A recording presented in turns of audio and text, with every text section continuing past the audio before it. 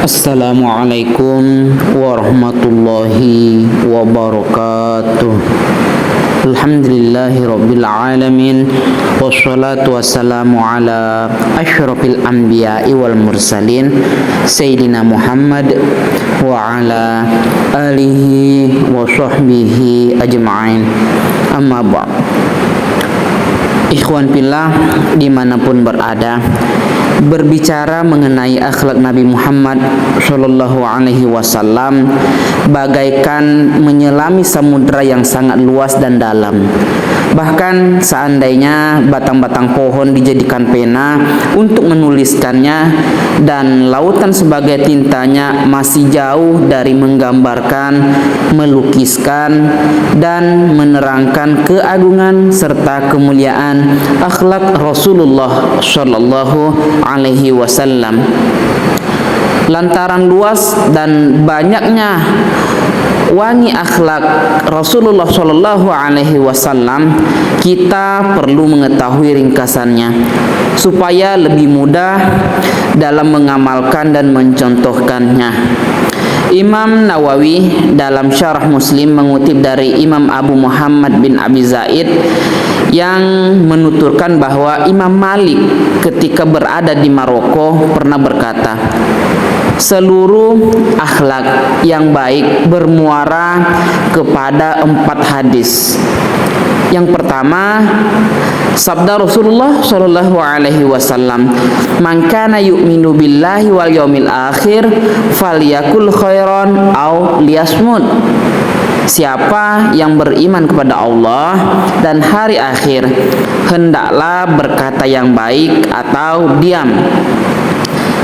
Yang kedua, sabda Rasulullah Shallallahu Alaihi Wasallam, min husnil islamil mar'i tarkuhu ma la yu'nihi.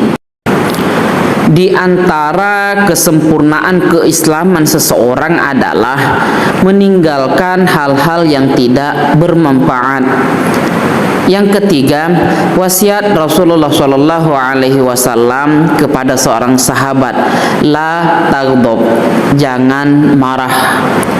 Yang keempat, sabda Rasul Shallallahu Alaihi Wasallam, la yu'minu ahadukum hatta yuhibba li akhihi ma yuhibbu li nafsihi.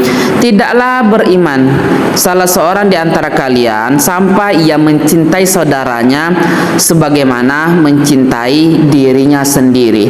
Hadis riwayat Bukhari. Dari 4 hadis di atas, kita bisa memperoleh banyak sekali pelajaran yang harus menjadi perilaku dalam kehidupan sehari-hari. Ikhwan fillah dimanapun berada, yang pertama, hadis mengajarkan kepada kita untuk berpikir matang sebelum melontarkan satu kata, apalagi satu kalimat. Setiap ucapan yang kita lontarkan ada pertanggungjawaban di sisi Allah Subhanahu wa taala. Kalau yang kita ucapkan adalah hal-hal yang terpuji, insya Allah pahala yang akan diperoleh. Jika yang diucapkan adalah kata-kata yang buruk, cacian, hinaan, sumpah serapah, atau semisal kata-kata kebun binatang malah, maka dosa yang kita dapatkan. Allah Subhanahu wa taala berfirman, "Ma yalfizu min qaulin illa ladaihi raqibun atid." Tidak ada suatu kata yang diucapkannya melainkan ada di sisinya malaikat pengawas yang selalu siap mencatat. Lewat hadis ini pula Rasul Shallallahu Alaihi Wasallam mengajarkan akhlak bahwa sebagai orang Islam hendaknya kita selalu berbicara dalam urusan yang bermanfaat untuk urusan dunia atau urusan akhirat. Sebagai orang Islam, kita diajari akhlak oleh beliau untuk menahan diri dari mengucapkan kata-kata yang menyakitkan saudara kita, apalagi sampai menimbulkan kerusakan serta permusuhan di antara sesama, sehingga mengundang murka dan kemarahan Allah Subhanahu wa taala. Luqmanul Hakim pernah berkata kepada anaknya, seandainya bicara itu terbuat dari perak, maka diam itu adalah emasnya. Ibnu Mubarak mengomentari nasihat Luqman dengan berkata, jika bicara dalam hal menjalankan ketaatan kepada Allah senilai perak, maka diam dari ucapan kemaksiatan kepada Allah senilai emas. Dikisahkan dari Luqmanul Hakim bahwa tuannya menyerahkan seekor kambing kepadanya. Lalu sang tuan berkata kepadanya, sembelihlah kambing itu, lalu berikan padaku bagian yang terbaik dari kambing itu. Luqman pun memberikan hati dan lidah kambing kepada sang tuan. Beberapa hari kemudian, sang tuan menyerahkan lagi seekor kambing kepadanya, seraya berkata, sembelihlah kambing ini dan berikan kepadaku bagian yang terjelek dari kambing ini. Lalu Luqman pun memberikan hati dan lidah kambing tersebut kepadanya. Maka sang tuan menanyakan hal itu. Luqman kemudian menjawab, keduanya, lidah dan hati, merupakan anggota terbaik jika keduanya baik, dan merupakan anggota yang terjelek jika keduanya jelek. Ikhwan fillah dimanapun berada, mari kita masuk pada hadis kedua. Seperti yang disebutkan oleh Imam Malik, hadis kedua mengandung ajaran akhlak dari Rasulullah SAW, bahwa seorang muslim memalingkan dirinya dari segala sesuatu yang tidak bermanfaat. Tanda kejujuran dalam keislaman adalah tidak menyibukkan diri dengan hal-hal yang tidak berguna. Seorang muslim yang terjatuh dalam perbuatan yang nihil manfaat, sama artinya dia tidak menyadari bahwa Allah Subhanahu wa taala selalu bersamanya. Seseorang yang kehilangan kesadaran seperti ini, lambat laun akan merusak amalnya sendiri dan termasuk kelompok yang binasa. Habib Ahmad bin Hasan Al-Attas Ba'alawi pernah berkata, siapa yang ingin mendapatkan waktu yang telah terlewatkan dengan sia-sia, hendaklah dia menjaga 4 waktu ini. Sebelum fajar, setelah fajar sampai terbitnya matahari, sebelum terbenamnya matahari, dan waktu antara maghrib dan isya. Kiat dan tips agar menjadi pribadi-pribadi yang terhindar dari hal-hal yang tidak bermanfaat bisa kita ambil dari nasihat Sayyidina Umar bin Khattab kepada seseorang. Beliau berkata, jangan berbicara tentang hal-hal yang tidak ada manfaatnya bagimu.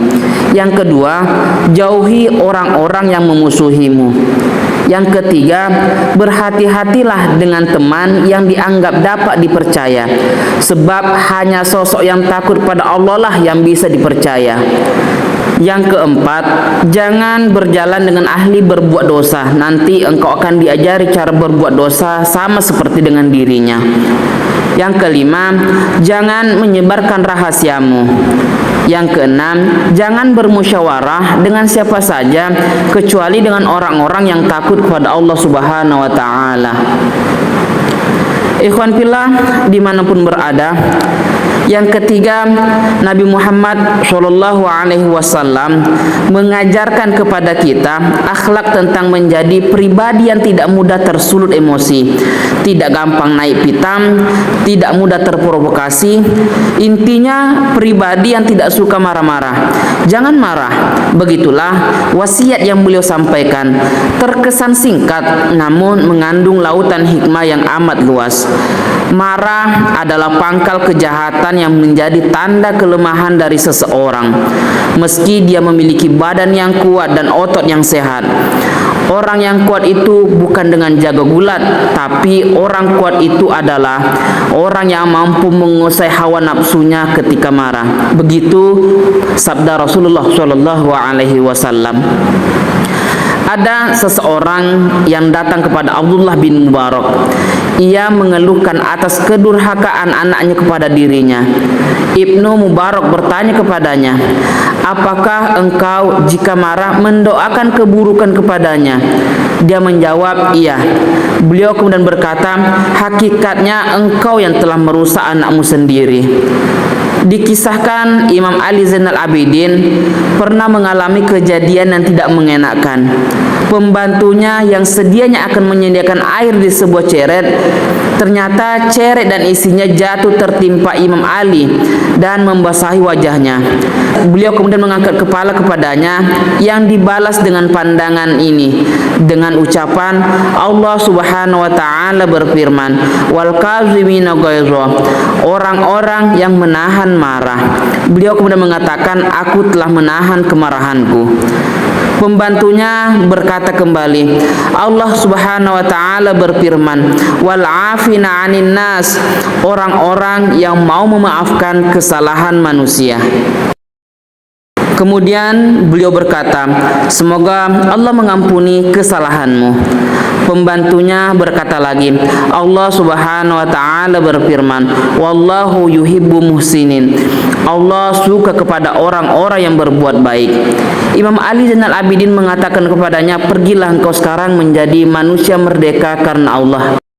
Lihatlah bagaimana dari sebuah kesalahan justru berujung kepada kebahagiaan karena kecerdasan Imam Ali dalam mengelola emosi, sehingga beliau mendapatkan kebaikan berkali-kali lipat dibandingkan dengan kemarahan akibat sebuah kesalahan yang tidak seberapa.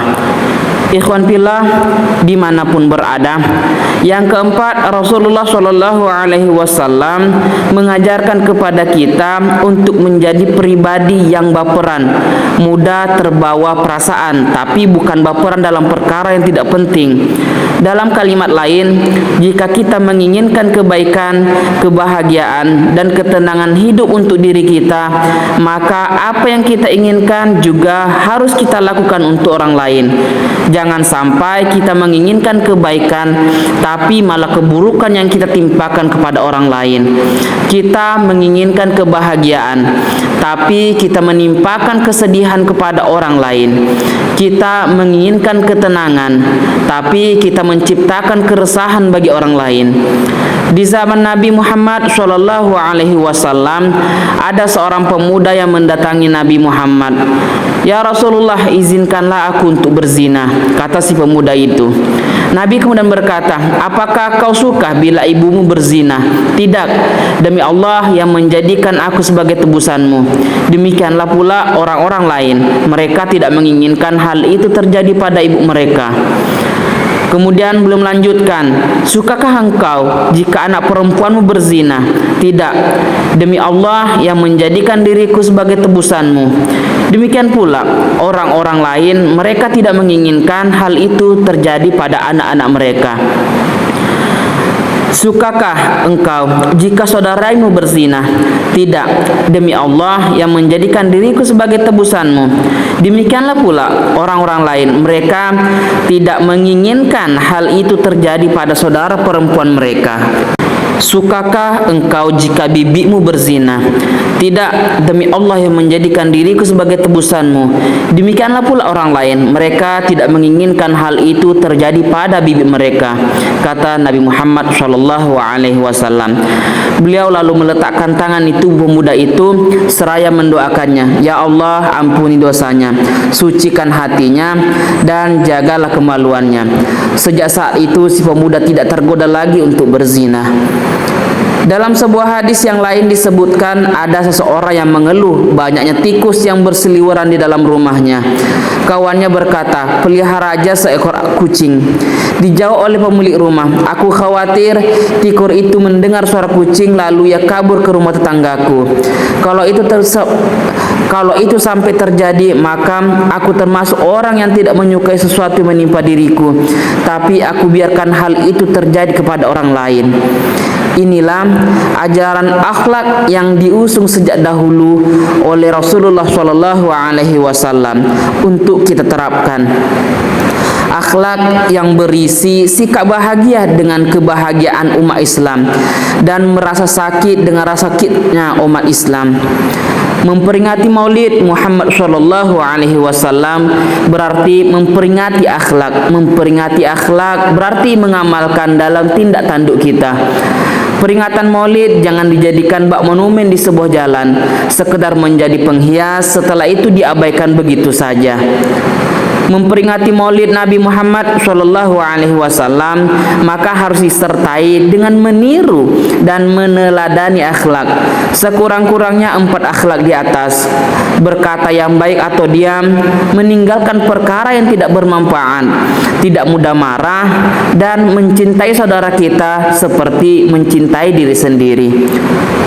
Ikhwan fillah dimanapun berada, demikian pesan singkat ini, semoga bermanfaat dan bisa kita amalkan bersama.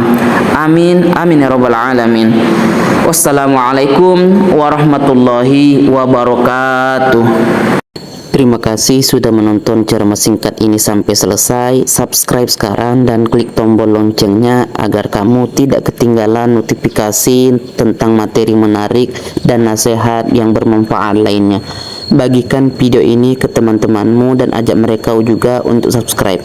Tinggalkan komentar dan like video ini untuk menunjukkan dukunganmu. Jazakumullahu khairan.